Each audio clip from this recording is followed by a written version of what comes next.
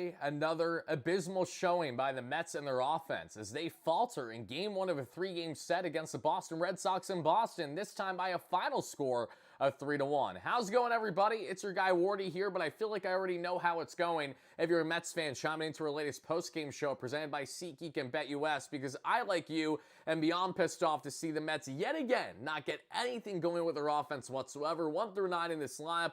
Outside of guys like Tyrone Taylor, there really wasn't much to show in this outing, and when it came with runners in scoring position, as a surprise to absolutely nobody, the Mets were nowhere to be found. Juan Soto with another very underwhelming day there at the plate that I had plenty of choice words to say about. Pete Alonso yet again having the yips defensively, tossing baseballs to first base. Thankfully, I didn't bite the Mets in the ass the way that I did yesterday there at home, unraveling that 8th inning against the New York Yankees in the Bronx. But folks, I got a lot to say about this ball game. We're going to break it down innings 1 through 9, everything that transpired in this, along with answering your comments, questions, and concerns. Like I said, I'm not happy to be breaking down this ball game. I'm very frustrated. I just spent the past 3 hours covering it live for you guys here on YouTube with my buddy Robbie Hyde, who is a fantastic YouTuber and a Red Sox content creator. So he wins round 1 between us. And I'm really soured by the simple fact that the Mets had a lineup today that on paper I certainly was more encouraged by. I liked having Brett Beatty at third base there. I liked Vientos at DH. But what was the one commonality yet again with this Mets offense? Just like that we have seen for the past number of days now, everybody,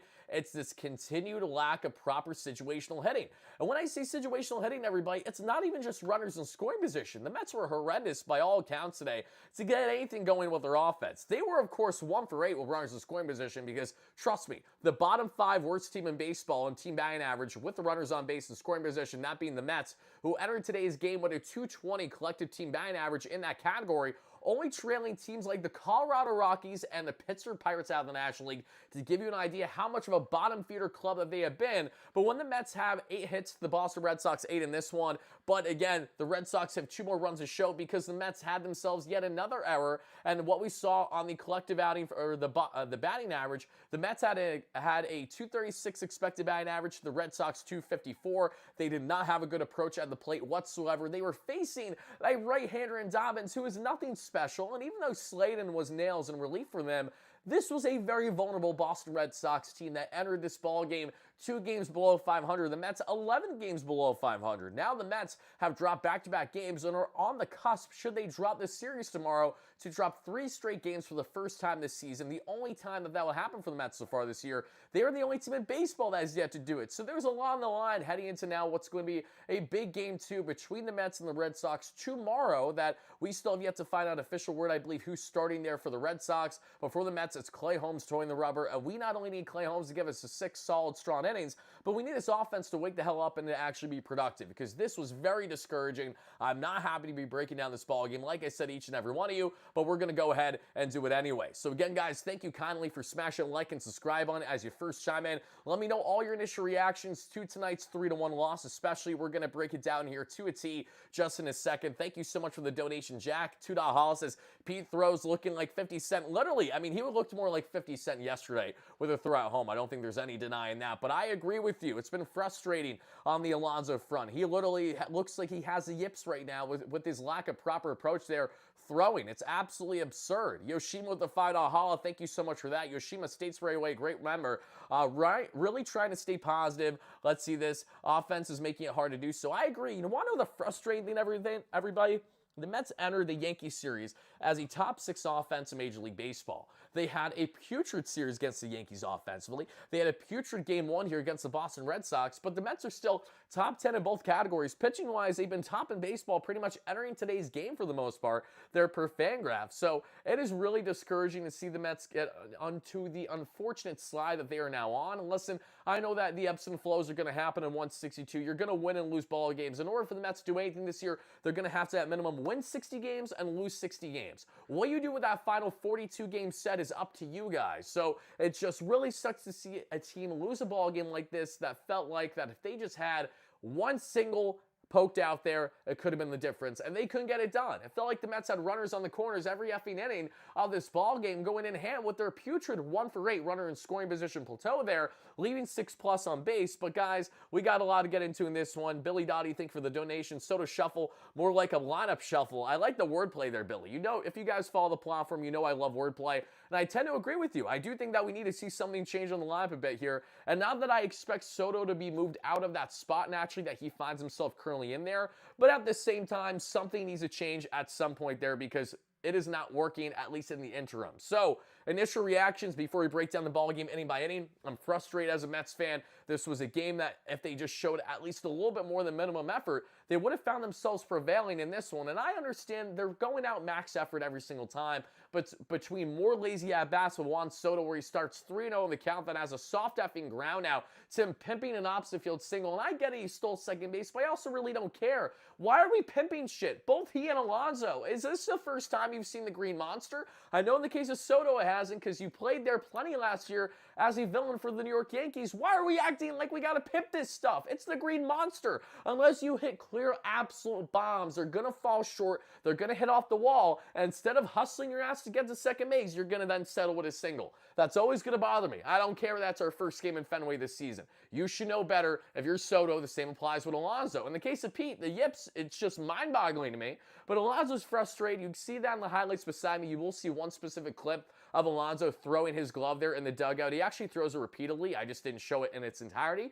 But he did, in fact, do that. He was frustrated today, understandably so, the same way that I, as a Mets fan, am pretty frustrated from this latest loss. Is it the end of the world by any stretch? No. Are the Mets 10 games above 500? Yes. Am I happy about that? Am I discouraged by the fact that the Mets over the past 2.5 to 3 weeks of play have been playing mediocre, either at best 500 baseball or just below 500 baseball? Yes, that is all true. And just seeing everybody, the Philadelphia Phillies are down 2-0 in the 4th inning to the Rockies today in Colorado. But if the Rockies lose their ball game to the Phillies today, the Phillies will be officially in first place because they're already tied with the Mets in first place as we're currently recording this live show as is happening right now. So if Phillies win and the Mets are officially in second for the first time since the season basically first started in its first week, and there's going to be a seesaw. We're going to have this constant back and forth as to where the Mets are going to be ranked in that standing. And it's not the end of the world if they drop out of it right now. But it's also frustrating when you see the context of how we got here and how it felt like that this truly could have been avoided. But guys, I digress. Let's break down this ball game, everybody. Shout out everybody in the chat, though. Let's get a quick roll call in here.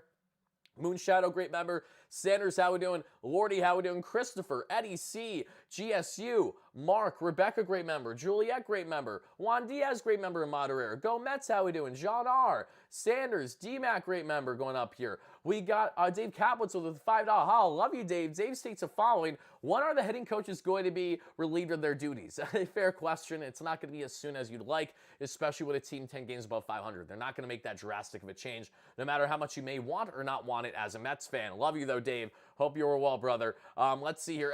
Eric Douglas, great member. Was it in Soto's contract that he has to hit second every single game? Kind of, in the sense that I don't expect the Mets to deviate away from that much this season when it makes sense to have him towards the top of the order. The problem, though, is Soto isn't producing right now. And when he's not producing, you're not happy. And we say this, mind you, as Juan Soto entered today's game with a May OPS of 967, guys. So to suggest that Soto hasn't even been having a good month of May is actually factually incorrect. But the past 4 games have really reared its head for us Mets fans because they've been underwhelming, to say the least. Rebecca, how we doing going up the list here? Let's see everybody else. Scott Greenwald, Bam Bam, George KSB, Squints, how we doing? Eric Douglas again, Chalk Bunt, going up here, just making sure I didn't miss anybody. Again, come on, come all. Thank you guys again for chiming in. And shout out, as always, to our amazing sponsor at SeatGeek that has you covered for all of your ticketing needs, folks. If you guys don't know SeatGeek, they have over 70,000 active events to choose from, making them the #1 rated ticketing app in the game today, folks. And all you need to do in order to get 10% off your next ticket purchase is to head over to SeatGeek by clicking that link down below in the description and utilizing our promo code WARDY10. That is, again, WARDY10 for 10% off your next ticket purchase, whether that's for Mets tickets, Knicks playoff tickets, now that they're in the Eastern Conference Finals, which you love to see if you're a Knicks fan like me. At least one of my orange and blue teams is thriving as of late, with the other sadly floundering. You also have concert shows, comedy shows, you name it. Anything in the ticketing space that you find yourself needing, everybody, SeatGeek, who is the #1 rated ticketing app in the game for a reason, and our official ticketing sponsor all season long here on the WardyNYM platform. We have you covered, so feel free to utilize that code at your leisure, and thank you guys so much in advance for doing so. Now, let's break down this ballgame, everybody. I got a lot to say, and Mike, sadly, Soto is not on fire. If you want to call him on fire, then I got a bridge to sell you right now. Unless you mean he's literally on fire, that he's burning to death, because it isn't a good thing. And it does suck, Juliet. I miss not playing the jingle. Not being able to play the jingle more than once or the past 4 games is heartbreaking for your guy Wardy. You hate to see it. I'm used to the winning ways so far this year for the Amazons. Not this losing skid. Miss me with that nonsense. But guys, without further ado, let's break it down. Innings 1 through 9. We had towing the rubber here for the New York Metropolitans. Kodai Senga, who sadly didn't have his sharpest stuff early, but Kodai is not the reason why the Mets lost this ballgame. This, without question, falls on the shoulders of the Mets continue to lack a proper approach and situational hitting there with their offense entirely. Carlos Mendoza did say, by the way, regarding Soto running out of the box, he thought he had it in this ballpark with that wall right there. You got to get out of the box. We'll discuss that. I do like the fact that Carlos Mendoza emphasized that they'll discuss that. I don't expect him to give him a crazy grilling, but just be like, you can't do that shit. It's as simple as that. Same thing applies with Alonso. This doesn't just apply to Soto, because Alonso had an absolute big bomb there of a double off the wall that he ended up being out on because he waited too long, then hustled around first to get to second, to slide into second, but he would not be safe. He would be tagged out upon review, and that did it to begin the ball game, everybody, because that literally is what kickstarted the ball game. Alonso let things off here against the decent Dobbins, but nothing crazy for the redhead. And then we see him get on with a single and then out on the double because, again, he was too late on his running, and he's out with ease there. Hit that like and subscribe button as you first chime in, folks, for our latest New York Metropolitan postgame show. We have you covered after every single game throughout the course of the season here on the WardyNYM platform. But as we continue on, folks, nothing else happens that inning. The Mets go down in order from Alonso to Soto to, from Lindor to Soto to then Alonso. That does it for a 1-2-3. In the bottom of the first, we would see Jarren Duran get on with a leadoff double down the first baseline. Rafi Devers then gets on with a walk right away. And Alex Bregman drives in the first run of the ballgame, this time via a ground out. It is 1-0 Boston. Abreu with a ground out, and then Trevor Story with a 2-out single makes it quickly 2-0 Boston Red Sox in this one. Kodai, as I mentioned, did not have his best stuff early, and he gave us, honestly, more shades of Kodai Senga that we saw in the first half of 2023, where he just wasn't comfortable at all in the first inning or two, especially on the road on ballparks that he didn't know well. And if I'm not mistaken, this is the first time Kodai Senga has ever pitched at Fenway Park and is dealing with the mound for the first time. So should that be the case, I'm going to give him more of a benefit of the doubt. I'm not surprised. This is just, unfortunately, the reality of the situation for a guy like Kodai entering Fenway for the first time in Boston. Was greeted rudely in the first couple innings, but thankfully got in a groove for the most part after that. In the second inning, we would see nothing happen with the Mets offense, but pitching-wise, we would see Narvaez get on with a walk off of Senga, then Duran with a 2-out RBI triple. Yes, triple, everybody. So Jarren Duran, who torched the Mets in the first inning, torches them even worse here with an RBI triple. 2 extra base hits in as many innings for Duran, and it's quickly 3-0 Boston. In the third inning, everybody, Francisco Alvarez gets the offense started for the Mets. Finally, an actual double, this time an opposite field double. Alvarez, who, if you guys don't know, in BP has been going opposite field and up the middle constantly. He's not playing baseball as much at all now because he's really trying to spread for all fields, and he did that greatly today for a nice opposite field double. So runners in scoring position right away for the Mets to try to get something going.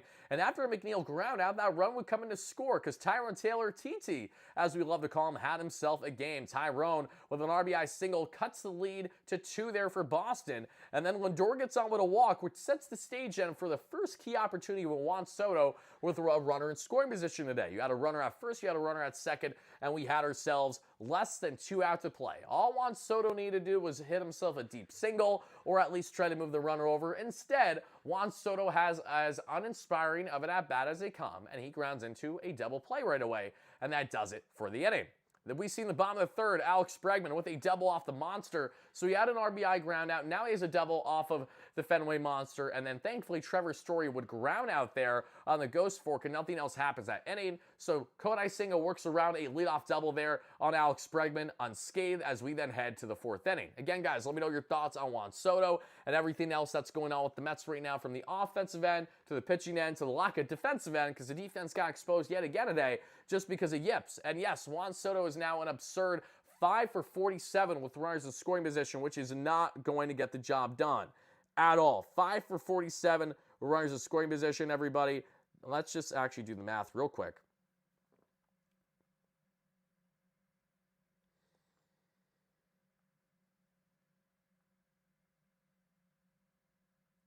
Is that good for like a 106 batting average? That's horrendous.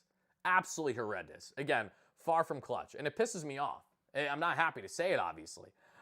Steve says, you guys are ridiculous. Steve, yes, I know. People are naturally going to jump gun and say the season is over, if that's what you're referring to. Steve, thank you so much for chiming in. Great member, as always. Juan Diaz, Wardy, everybody chiming in live on a replay. We appreciate you guys. So as we continue on from here, everybody, let's get into more on this ball game where the Mets sadly faltered 3-1 is your final score in this one. But after we saw Boston get up to that 3-0 lead, and after the Mets again cut that to just make it a 2-run deficit, we would see the Soto double play, Breggy off the wall, and we get everything set for the 4th inning. In the 4th inning, David Hamilton would strike out swinging. A nasty ghost fork there by Mr. Kodai Senga. When he had it working right today, it was really, really good.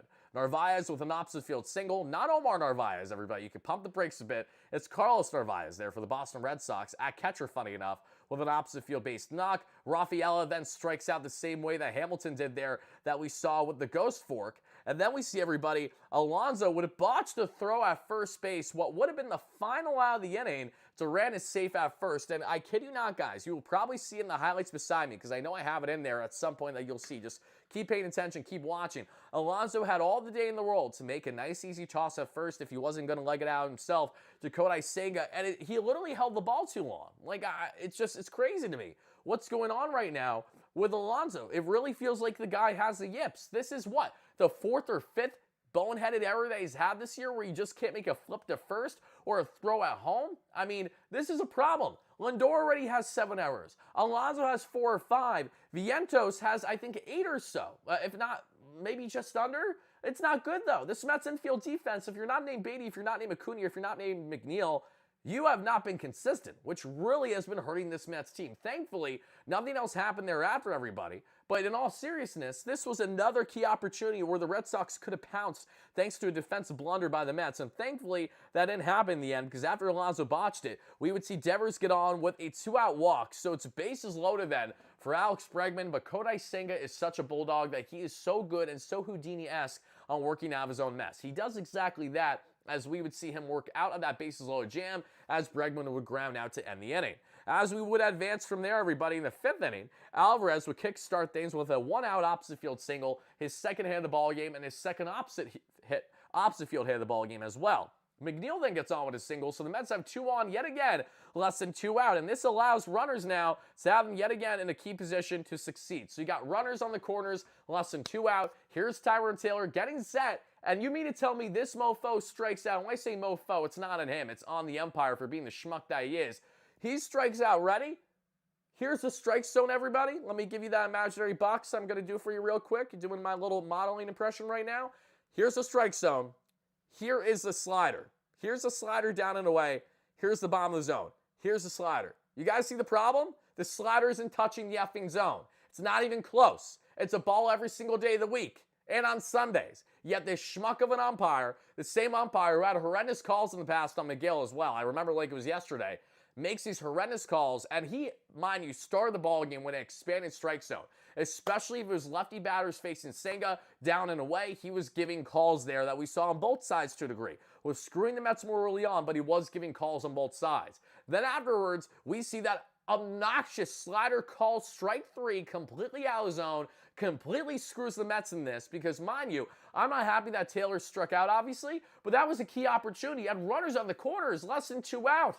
And who knows what would have happened if that was the actual ball that was supposed to be. Maybe Tyrone Taylor drives in the second round of the ball game and the Mets are only down by 1. Maybe he goes in the gap and somehow, some way ties the ball game. But we're never going to know, because the umpire yet again had to get more involved than they should, and I cannot wait. I'm frothy. I'm salivating at the mouth when the ABS system is brought in, when the challenge system is brought in, we can finally showcase these idiots that make hundreds of thousands of dollars with their huge protection with their union every single year to get exposed there on the big Jumbotron every single game when they blow their calls. The same way we saw it in spring training, the same way we see it in the minor leagues continued, is the same way it needs to be at the major league level right here, right now. They need to be exposed when they have such blatantly wrong calls that make you feel that sometimes games are fixed, especially in key high-pressure cooker situations come playoff time. But until then, it's an absolute joke, and I cannot get over the fact that this is happening again every single ball game. And it's one thing when you're giving calls on both sides. It's another when they are blatantly lopsided. And that's exactly what this became as the ball game continued on. But before we break down more about this ball game, because we got a lot to say about it, Greg, thank you so much for the $2 hollow. Greg says, on the bright side, a year ago, 21, 27, and 13 and a half games back. I love the fact that you brought perspective into this, Greg, because you made me feel better about my evening, and I'm not going to lie to you. Let's not lose sight of where the Mets were a year ago, where we are now. But listen, and again, this is what happens when you have more lofty expectations. When you expect to go on a run this year, when you're expecting to be top dog in the division or close to all year long, you're not happy when your team's been 500 for the past 2.5, 3 weeks. No one can be. Especially when you have been so good this early on this season, when you have nothing clicking on all full cylinders yet. The rotations without Montas and Minaya. The bullpen has had labored because of guys like Minter and Young being out, and they've still been rock solid for the most part, all things considered. The offense is a glaring hole here, which really pains me to say, because on paper, when you look at this offense, it should easily be one of the best ones in all Major League Baseball, certainly one of the best ones out of the National League, yet we are getting some Jekyll and Hyde nonsense right now. If there's anything that's been consistent about the Mets offense this year, is that they have been consistently horrendous with runners in scoring position. And no, that's not an exaggeration. That's a fact. All the numbers will tell you that. You cannot be a contending team. You cannot be a team that thinks your ass is going to get to the dance somehow, some way this year if you're going to continue to have runner and scoring position numbers next to the Rockies and the Pirates as the bottom feeders in the National League. The next closest team there on the average is the Arizona Diamondbacks, and they will figure things out. They are a better offensive team, so they're not completely alone in that category. The Mets they entered today's game 25th in all baseball runner scoring position team batting average, but in their OPS plus they were 22nd. The Diamondbacks were 22nd on the average, and I think a little bit lower there on the OPS plus, but don't quote me on that. Regardless, Mario with a $5 hollow. Thank you so much for that. Mario says, let's see. Yeah, I don't take my artist or musician friends' jobs. Take baseball ump jobs instead. Please! This is the one time we all want AI, at least for one thing. Please! I want your artificial intelligence to show us how easy it is to command an effing strike zone. I 100% agree, Mario. Thank you so much for that donation. I appreciate that. But guys, let's continue on and let's break down more about this ball game, because after we would see everything transpire there after the Alvarez opposite field single, McNeil then with the single, Tyron Taylor with the horrendous strikeout that we just relayed, and then Francisco Lindor strikes out to end it. It was a really good battle against Justin Wilson, and Lindor has not done well batting from the right side this year against lefties. He's batting .220 or so he has more work to do there. But Justin Wilson bests him after it was right around a 10-inning at-bat or so, 10-pitch at-bat rather, and my big frustration from that was I miss Justin Wilson. Justin Wilson is like a 2.5 ERA this year for the Red Sox. If you guys don't remember Justin Wilson was kind of the Aaron Loup before Aaron Loup. He was the Mets southpaw option when the bullpen was otherwise fickle in the late 2010s there, entering the 2020 short season. If it wasn't for injuries, Wilson was a rock-solid reliever during his time with the Mets and had one key standout year there towards the end of the 2010s. He's bounced around a lot since then. He's been very injury-plagued, but when healthy, now thriving with Boston, we see him doing well, and I wish him well. Just sucks that, of course, he had to do well against Lindor and my Mets today. As we continue on from here, everybody, we would see in the bottom of the fifth, Abreu grounds out. Story with a flyout, and Sogard with a strikeout on the ghost fork, and that's an easy 1-2-3 there for Kodai Senga, who's finally starting to get more in a groove.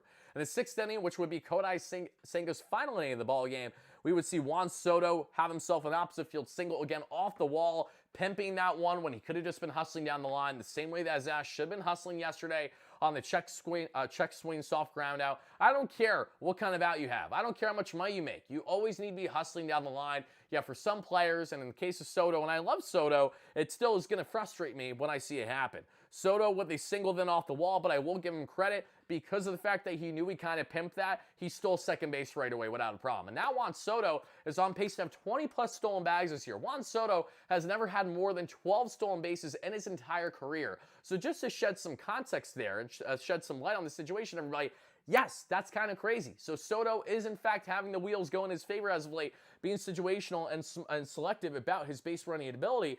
But that came after, obviously, he had the blunder where, who knows? Maybe he could have tried to steal third base if he got on second base to begin with, but we'll never know. Either way, he gets in scoring position for the Mets. And what do the Mets do with it? When you have Juan Soto at second base, we see nothing come out of it, as Alonso would then get on with a walk. So you got 2 on, less than 2 out. All the Mets need is a base knock, and they're going to be right back in this one. Instead, WardyNYM grounds out hard that we see in the infield of third base. Easy double play turn, and that does it there for the inning. Another frustrating end to the inning for the Mets via the double play ball.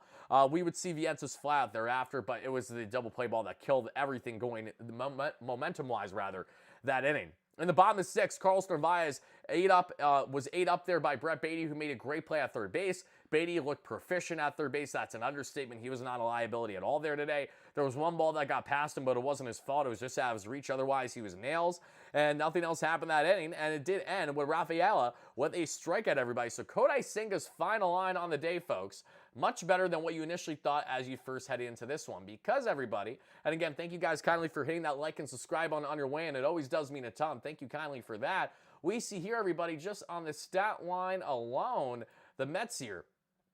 Oh boy, when we take a look at this one. Let's get this pulled up here. Just give me 1 second. Kodai Senga's final line, 6 innings, 5 hits, 3 earned runs, 3 walks, 5 strikeouts. Exactly 100 pitches is what you got from Kodai, who dropped his season ERA to 1.43. But it's unfortunate that I say dropped when technically it rose, because Kodai Senga entered today's outing with a just over 1 ERA. He had the best ERA in baseball. I think it was at like what? 106 or 110 tops, and now he exits today's game still very much looking fantastic, but did have technically his worst start of the season based on ERA. I don't think Kodai Senga has given up 3 earned runs so far this season. I think he's been 2 earned runs or less every time out there. I could be wrong. If I am, I apologize for that, but Senga's been otherwise absolutely nails for the Mets so far this season. So a little uncharacteristic to see him get off to a shaky start in this ball game, but between him not being familiar with Fenway and getting the vibes from 2023 first half where, he has a blunder of a first inning or two, but then he really starts to get in a groove. Those were the flashes I thought we got from Kodai Senga today, because when you evaluate his arsenal, the velocity was there. It wasn't like there was an issue. He was actually up in some of his pitches with the velo today. The cutter that he utilized 25% of the time there, topped out 93 and sat right around 90. The fork ball that he utilized, the ghost fork, everybody, he utilized 40% his last start. Today, he utilized it 25%. It was a 3-way tie with the fork ball, the four seam, and the cutter. Crazy enough, he actually threw them identically 25 times each. Kind of crazy to see that, actually. I'm kind of mind-boggled by it as I'm reading this right now. With a fork ball, 25%, tops out 84, sits right around 82, and 82 to 83. And the four-seam fastball, 25% of the arsenal, topped out at 97, sat 95. The sweeper at 13% of the arsenal, topped at 83, sat right around 80 on the velo. Slider at 7% of the arsenal, topped at 85 and sat right around 83. And the sinker there, topped out 90 and sat right around 89, 90. So guys, again, I would love to hear from each and every one of you.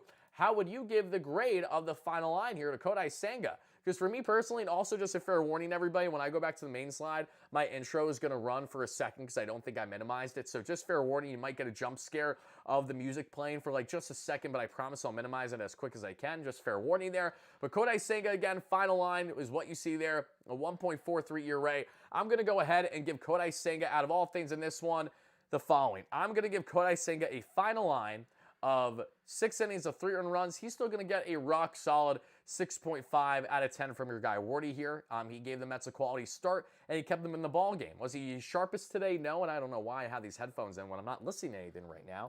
I guess that's from the watch party earlier today. Point is, though, everybody, is that Kodai Senga was not a liability, what he otherwise felt like he was initially going to be to begin this one, and he has himself a solid final line. I'm going to check what Soto said, everybody. Bear with me just 1 second, because I apparently got to check it right now.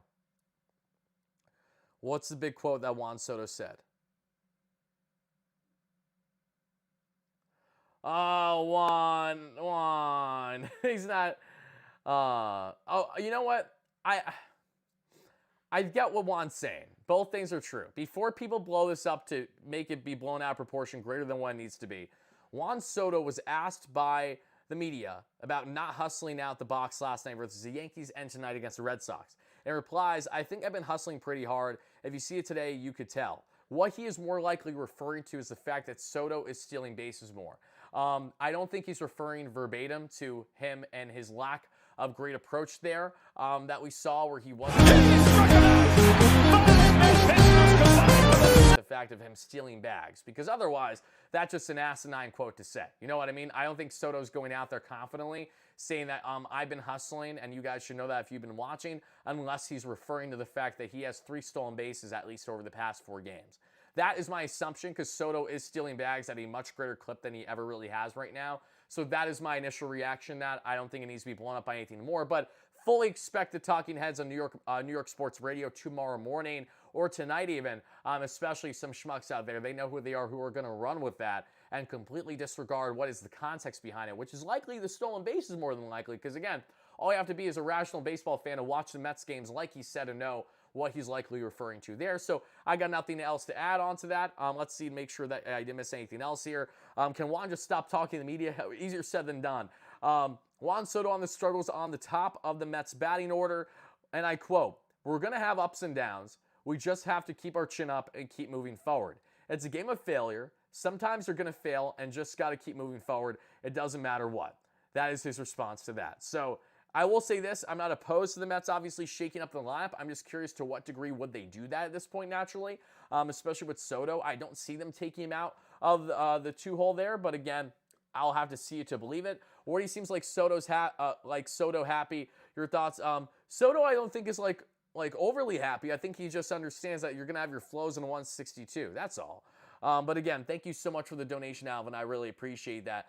Steve, Dave Kaplitz, Rebecca, Juan Diaz, all my great members chiming in live and replay, and all my viewers watching replay as well. Make sure to let us know all your key reactions and takeaways in the comments down below. Like I said, I'm going to solid 6.5 out of 10 for Kodai Senga there on the front of how he performed. And let's get into this now, everybody. And that has to do with the result of this ball game. Because after we would see the 6th inning, in the 7th, we would see Beatty and Alvarez strike out back-to-back. Justin Slayton, for those that don't remember, Justin Slayton was traded a couple years ago by the Mets under, I want to say, Billy Upper, if it wasn't Zach Scott, to the Red Sox in return for Ryan Ammons and cash considerations. Ryan Ammons is a really nice southpaw prospect the Mets have in the farm right now. Has yet to allow or earn runs so far, I believe, in Brooklyn Cyclones this year. And when he had just over a 2-year ERA and 30 to 40 plus outings last season. I like Ammons a lot, and I expect him to be moved up to the realm of ponies sooner rather than later, but he has a ways away, and Justin Slayton's been nails as a reliever for the most part for the Red Sox since we dealt him away, and he strikes out Beatty and Alvarez back-to-back without a problem that we see there, if it's Slayton in this situation, if I'm not mistaken. Tyrone Taylor then gets on with a 2-out opposite field single, and it was an error, and the error allows McNeil to get all the way there to third base, and then we would see Lindor come out, maybe, you know what, Slayton, I apologize. Slayton pitched in the 8th inning. The guy who pitched in the 7th inning wasn't Slayton. I want to say that was a Weissert there for the Red Sox, because Weissert came in after that being in Dobbins. But let me just double check, because this is going to drive me nuts otherwise. Okay, Dobbins was in for the first 5 innings. Then it was Justin Wilson. Then it was Weissert. Then it was Slayton for 1.1, and then Chapman. So I was correct. Okay, so Slayton comes in the 8th inning, so not going to talk about him yet, even though I basically just did already. Lindor first pitch ground out right away. Absolutely horrendous there. Hate to see that. And that was Justin Slayton's first pitch that he threw in this ball game, and Lindor is out without a problem. We then head to the bottom of the 7th, everybody, and who gets set to make his Metropolitan debut? Yes, it is in fact Jose Castillo, the same Jose Castillo who the Mets traded for this past week from the Arizona Diamondbacks and sent Sentinel Nunez down as the corresponding move just a day or so ago. He looked solid today. Got to give credit where credit's due. He was not a liability at all. Castillo comes in. He gets a quick ground out on Jarren Duran. Love the matchup especially. He gets Devers to ground out there on the lefty-lefty matchup. Mind you, for those that don't know, Jose Castillo is a towering southpaw option for the Mets in their bullpen. He's at right around 6'6" on the frame. He's absolutely huge. And afterwards, we would see Bregman with a 2-out walk, and then Abreu with a ground roll double that thankfully bounced in the Mets' favor because it didn't bounce to go behind Nimmo and Beatty, who were trying to make the play there in shallow left field, but rather it hops out, and that would be huge for the Mets because after that, we would see them get the final out of the inning and get out of that unscathed. So, in his Metropolitan debut, everybody, we would see Jose Castillo go 1 inning of 1 hit, 1 walk ball, no strikeouts, but that's about it. Has a 9.82 ERA in the season, but again, very, very small sample size with the Diamondbacks. A lot more work to be had there, but an encouraging first outing at least there for him to get out of that unscathed. As we then got to the 8th inning, everybody, things got from bad to the worst for the Mets because Juan Soto had, without question, his most uninspiring at-bat of the day. Would be his final one for the Mets in this matchup. Soto starts the count 3-0 here against Justin Slayton, right? And Justin Slayton manages to work all the way back from 3-0, and he does, in fact, get Juan Soto to have a very uninspiring soft ground out, a really soft ground out for the first out of the inning. After Soto goes down, we would see Alonso strike out on what was a nasty sweeper, a beautifully placed there that we saw by Slayton. But Alonso, it sucks to see him chase that pitch that he otherwise usually has been better on so far this year. Duran, we see, has a first pitch flyout. And whoever had a first pitch flyout there for the Mets and that did it there for the inning. I don't know why I put Duran. Whoever was up for it must have been Nimmo, is my guess. We get to the bottom of the 8th inning. Jose Butto comes in, everybody, and Butto allows a 2-out double there to Carlos Narvaez, who gets on for another time today. And that was after Alvarez, mind you, threw out a runner trying to steal second base. So Narvaez gets on again. Nothing else happens, so Jose Butto works out of that inning unscathed, as Jose Butto now has himself a 2.77 ERA on the year after having himself 2 hits allowed, but no earned runs, no strikeouts, no walks, no nothing. And the 9th inning, here comes everybody, Aroldis Chapman. He might be in his mid-30s, but the guy still throws 100 plus. He's unbelievably good still. Starling Marte comes in to pinch hit, and give credit where credit's due. Marte was sitting on that big heater, and he flourished. 1-out single pulled to the left side by Marte off a 100-mile-per-hour fastball by Aroldis Chapman. Then we would see Alvarez come in, and what does Alvarez do? He grounds out into a double play to end the ball game. That does it, everybody. Like I said, this was a very frustrating matchup, a very frustrating past number of days for the Mets as they go from a uninspiring series against the Pittsburgh Pirates where they win 2 out of 3, but they lose the finale. And then on top of it, they lose game 1 against the Yanks. They win game 2 by 1 measly run or so. They lose big time 8-2 yesterday after the blunder in the 8th inning that just unraveled everything. Now they lose today 3-1. The Mets have no runs over the past number of games. Their offense is literally struggling right now big time. And when I say big time, I'm not saying that's the end of the road, but it's certainly discouraging to say the least. Let's see. It ain't that deep, but Wardy deserves a fun, clean chat. I appreciate that, Christopher. Thank you. I don't know what's going on in the chat between everybody, but that's okay, guys. Just be respectful. All I ask. You know, it's okay. We're going to have our back and forth naturally in the chat. It's going to happen. I don't blame you guys. I'm frustrated. I'm pissed off, too. Phillies are losing. I know they are, but it's against the Rockies, so how long is it going to stay that way, everybody? A couple things I want to make note of here is on the pitching end. Again, just to go back to it for one more second, I did want to break down here the notables that I saw from Jose Castillo's Arsenal and Jose Butto, what they had working today, everybody. So if we take a look back to the slide here we just had a second ago, let's do exactly that. We would see Mr. Jose Castillo have just the slider and the sinker. The 2 S's that we know David Stearns and the Mets pitching lab love. If you throw a sinker, a slider, a splitty, a sweeper, if you throw any of those 4 S's, the Mets tend to like you. They like utilizing those kind of pitchers. 52% utilized with the slider, topped at 85, sat 83. We saw the sinker today as well, sat right around 93, that he threw 48% of the time, topping out right around 94. So not a lot of crazy velo, nothing too special about Castillo, but he's a towering southpaw option for the Mets to consider. That is a quite different look there from Jesus Cabrera. And Jose Butto, who again had himself a scoreless outing today, but didn't have the cleanest outing either. He did throw the sweeper the most at 29%, topping out 85, sitting 83. The sinker at 21%, topping out 95, sitting right around 95. The four-seam fastball at 21%, topping out 96, sitting right around 95.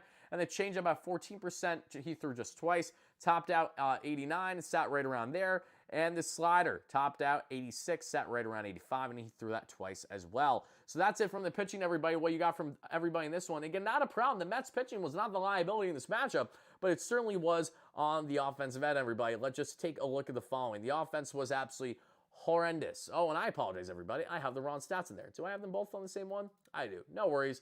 Let me go ahead and fix that real quick for each and every one of you. Let me just go grab it real quick. And I don't know why I have the hitting stats in there. I guess I was working too on the fly. I got too cocky with it. All right, guys, the hitting stats. Let's flop the pitching out right here. Let's put these puppies in. Okay. As you guys can see now, the hitting for the Mets, not ideal in this one. Francisco Lindor goes 0 with a walk and a strikeout. Lindor now on the season, he is at on the average. That is going to be, let's just go right over here because I want to make sure I have the proper thing up.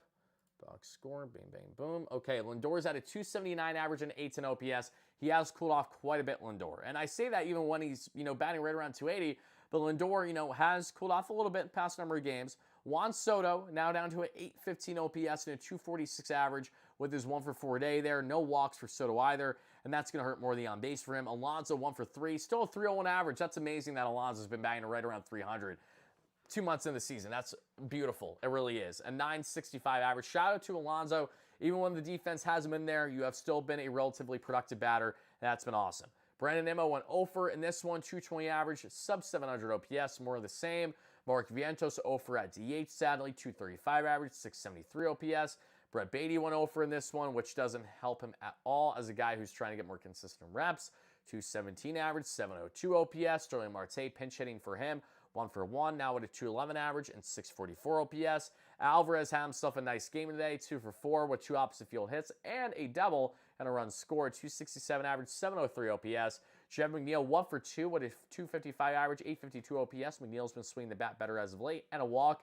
Tyrone Taylor, big game for Tyrone. 2-for-3 with an RBI that we saw there. 244 average, 661 OPS. So, folks, that does it for everything on the offensive end and the pitching end. And I would love to know all of your initial reactions in live chat as well as the comments down below. I am going to be wrapping up the show here within the next 10 minutes. So now is especially the time to be asking whatever comments, questions, or concerns you got for your guy Wardy this evening. Also, everybody, I want to remind each and every one of you, we do have, in fact, a new video dropping tomorrow in the AM that is different from our Big Mets Update segment. We have something cooking for you guys that I hope you enjoy. I'm really looking forward to seeing how it's going to look and how you guys take it. We're doing some things a little different here, and we're going to be doing these things more often throughout the course of the season, just for topics that warrant the discussion. I think we have a beautiful topic to get into tomorrow. When I say beautiful, it's not necessarily something that I love, but you'll understand once you see the content yourself. So be on the lookout, guys. Big video dropping tomorrow, likely in the AM or at absolute latest, probably around noon Eastern. We will also, again, have post-game coverage for you guys tomorrow like we typically do. There will not be a watch party tomorrow, and there might be pregame, but I wouldn't get your hopes up on it. That we'll have to see it to believe it, depending on my schedule tomorrow. I do pregames more so when I just have more time to make it happen, that I have some time on my hands where, I'm kind of just chilling. I'm like, okay, we have some time before the game of the day, and we might as well get set up and do that. So either way, you will have a video and a post-game tomorrow dropping at minimum, guys. Please make sure to check it out. And we will be having a video likely dropping on the WardyMLB YouTube channel tomorrow as well regarding a batter that you may have seen in this ball game today. So you'll just have to see how that's going to turn out. We're going to have a lot of fun with that topic and everything else. We have 2 videos dropping on WardyMLB likely this week, and we will have content dropping, as always, every single day here on the WardyNYM platform. And Wednesday, Thursday, Friday, we will have you guys for Bleacher Report coverage. But, guys, I meant to tell you guys this if I didn't say it already. I will be, in fact, oh, shit. You know what I just realized, guys? You know what I just realized? Today's Monday, which means tomorrow we are doing the jersey giveaway. I actually need to text my guy right now to remind him.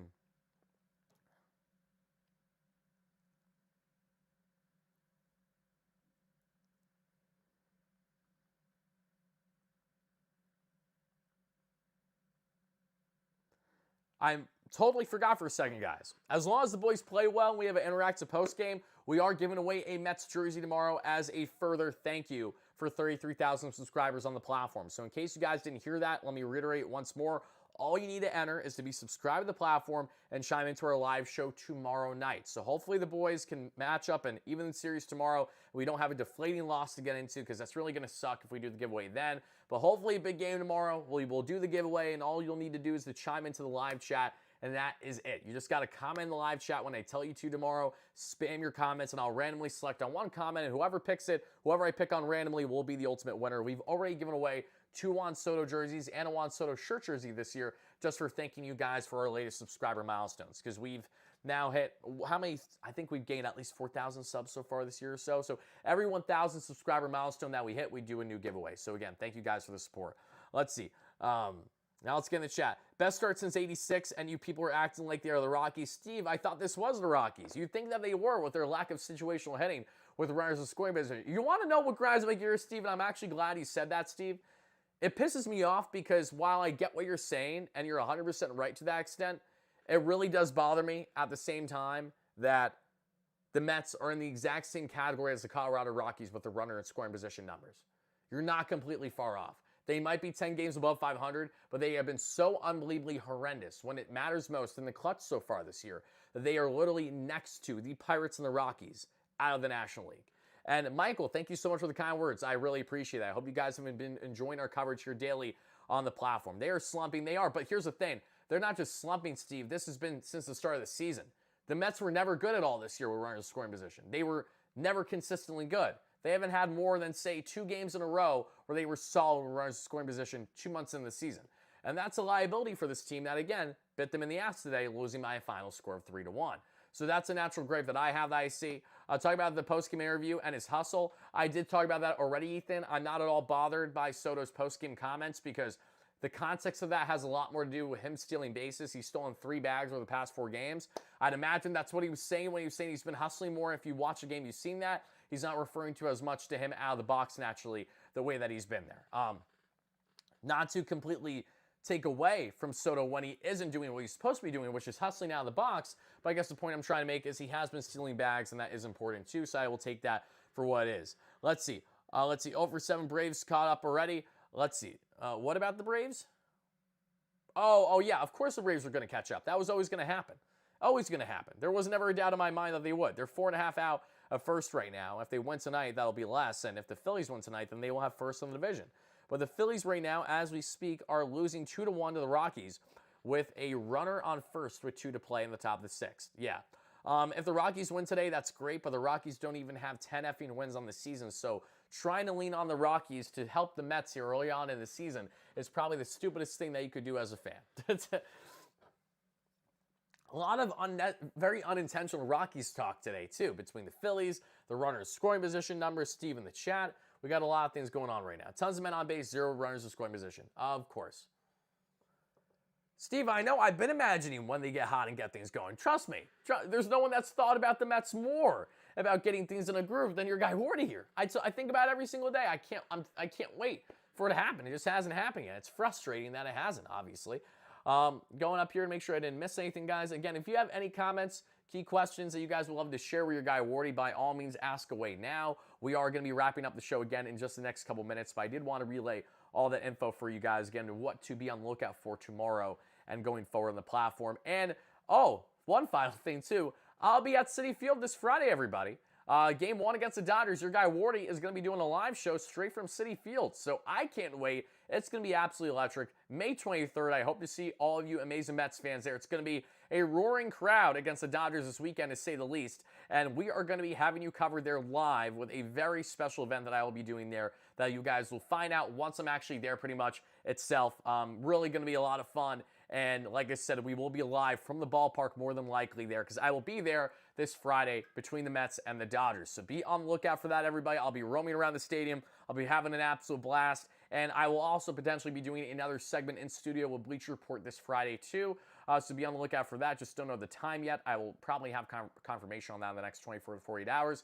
And our Bleacher Report segment on Wednesday and Thursday will be 5 p.m. Eastern, barring changes. So be on the lookout for that. A lot of things cooking, everybody. A lot of things happening at Citi Field. A lot of things for your guy Wardy that I'm looking forward to. And it's all thanks to you guys. So thank you again for the endless support. Let's see here. Let's see. That punt game last week against the Pirates just looks so much worse. I know. It's very frustrating. It is frustrating when you have that lineup the way they did. Dave for hitting, Wardy for hitting coach. If you want to see the offense go from bad to worse in 2 seconds, step right up and sign your guy Wardy. Ship performance tonight from them, though, absolutely. And it was an awesome crowd from Mets fans. They showed up big time at Fenway. And I feel for my guys, James Shiano, that many of you guys know in the Mets space. James was at Citi Field today, because it was his dad's birthday. Those poor sons of guns couldn't even get a solid outing. I know my guys, Keith, Ruben, and the guys at, why am I blinking so bad? At Queens Baseball, the little Mets X community that they have there. All great guys. Love them all to death. I've interacted with some in person at Mets games, too. And they sadly had to witness an L, too, where they took the long hike and probably only did the hike for the day there in Boston. Everyone's got to work tomorrow. So, very long day for everybody that took part in just a 1-game matchup for a 3-game set in Boston. Not ideal. Do you think we should try switching? No, Zach. No. That I can confidently tell you. Lindor needs to go nowhere. Lindor has been batting .300 with a .900 or so OPS the past calendar year in leadoff. There is not a chance in hell he should ever, and I mean ever, move out of leadoff position this season. Not a doubt in my mind. When it comes to Soto, it's a different discussion because Soto I don't see being moved out of the second spot, but it doesn't mean that is necessarily the wrong thing to suggest either, because I see the upside with wanting to move Soto out of that spot too. So I see the pros and cons to it all for sure. Soto, I can get behind being moved a lot more than Lindor, but I don't see either happening. I don't see Carlos Mendoza doing that right now at all. I think all the shuffling with the lineup is bad. No one can get in a groove. I mean, to a degree, yes, but there has been too much shuffling for the most part. They just haven't had consistency all that much either that we've seen. Let's see here. Hitting coach needs to be that old school unk with a cigarette in his mouth, squatting down and teach his son's little league team. I love that. That's funny. But guys and gals, that again is going to do it for our post-game show. I want to thank you all so much for watching. This was sadly not the encouraging or thrilling conversation that we had this evening as the Mets lost by a final score of 3-1. But I will see you all again tomorrow for a big video dropping right around the AM. And then certainly another post-game dropping tomorrow, barring changes. We may have pregame too, but certainly post-game with a jersey giveaway. So thank you guys again. Check out Wardy Day, link down below in the description if you guys want to hang out with your guy Wardy at the August 1st matchup against the San Francisco Giants. Tickets are now available. We already have a lot of people who have signed up. I'll expand more on that in the coming days as I have in the past. Thank you guys again for the endless support. Love you all to death. And as always, no matter what,